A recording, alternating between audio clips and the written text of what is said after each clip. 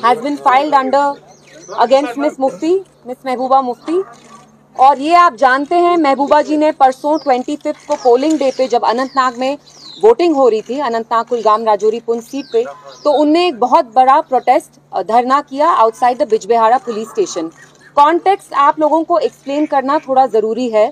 24 की रात को ही हमें कॉल्स आने लगे, जो हमारे पार्टी के वर्कर्स हैं, यंग लड़के पीडीपी के अनंतनाग कुलगाम से, जैसे नजमू साकिब है, आदिल डुकरू हैं, जुनैद हैं, अशमुकाम से बहुत सारे around hundreds of them, polling agents as well. Police जाके जैसे 90s में जिप्सीज में जाती थी और लोगों को अगवा करती थी, किडनैप करती थी, वैसे जो पीडीपी के वर्कर्स हैं, पोलिंग एजेंट्स हैं, police went and they pick them up, बिस्तरे से उनको उठाया और थ्रेटन किया कि आप हमारे साथ पुलिस स्टेशन आओ, आप थाने आओ।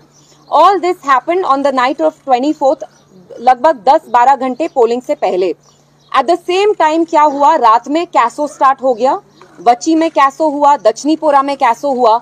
और ये चीज नोट करना बहुत जरूरी है कि कैसो आर्मी ने उन जगहों किया जहां पे पीडीपी के ट्रेडिशनल स्ट्रॉन्ग होल्ड्स हैं, जहां एजेंसीज यहाँ की जो लोकल है, सीआईडी हो, कोई और हो, वो अच्छी तरह से जानती है साउथ कश्मीर में पीडीपी के बैस्टियन स्ट्रॉन्ग होल्ड्स कहाँ हैं जहां हमारे वोटर निकलते।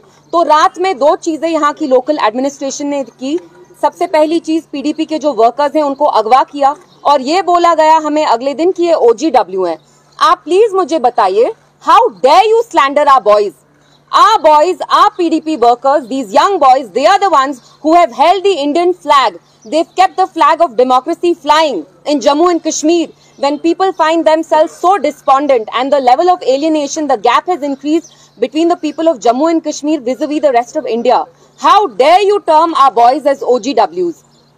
रात में ही हमने स्टार्ट किया, जो डीआईजी साहब हैं, सब लोग हैं, एडमिनिस्ट्रेशन के टॉप ऑफिसर्स हैं। Mehbooba ji tried reaching out to them personally, आपने देखा होगा, मैंने भी एक वीडियो डाला ट्विटर पे, हमें कोई रिस्पांस नहीं आया एडमिनिस्ट्रेशन से। तो ये पकड़ धक्कड़ स्टार्ट हो गई। 2 चीजें इनने की, पीडीपी के वर्कर्स को उठाया, और आप जानते हैं वर्कर्स कितना इंपॉर्टेंट रोल प्ले करते हैं टू मोबिलाइज वोटर्स, क्योंकि यही जो हमारे लड़के होते हैं वोटर्स को इनकरेज करते हैं, मोबिलाइज कराते हैं। एंड लोगों में साउथ कश्मीर में जहां जहां पीडीपी का ट्रेडिशनल स्ट्रॉन्ग होल्ड था, वहां लोगों के दिलों में दहशत करने की कोशिश की ताकि ये वोट नहीं डालें। और आप खुद देखिए, जो पोलिंग परसेंटेज रही साउथ कश्मीर की, जो हम एक्सपेक्ट करते थे उतना नहीं थी। उसको जानबूझ के जो मरकजी सरकार है इन कहूट्स विद द लोकल एडमिनिस्ट्रेशन, उस परसेंटेज को नीचे लाया, क्योंकि ये जानते हैं कि ये लोग महबूबा जी को ही वोट डालना चाहते थे। तो ये जो सारी ये एफआईआर रजिस्टर हुई भी है, आप मुझे बताइए, we live in a democracy. अगर एक former elected chief minister is hitting the streets on the day of polling और वो कहती हैं कि आपने मेरे वर्कर्स को क्यों अरेस्ट किया है, मेरे पोलिंग एजेंट्स को क्यों अरेस्ट किया है, तो क्या है वो एंटी नेशनल है? इज दिस सेडिशन कि आप उनके अगेंस्ट ये एफआईआर करते हैं? And how dare you pontificate about the MCC to us? What have you been doing?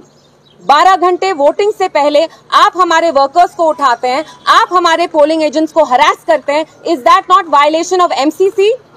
And I want to ask the Home Minister, I want to ask the Prime Minister that on one hand you applaud the people of South Kashmir, Anantnag, you say congratulations, यहाँ voting percentage बहुत high हुई, लेकिन सच्चाई ये है कि आपने यहाँ की वोटिंग परसेंटेज को लो करने की कोशिश की।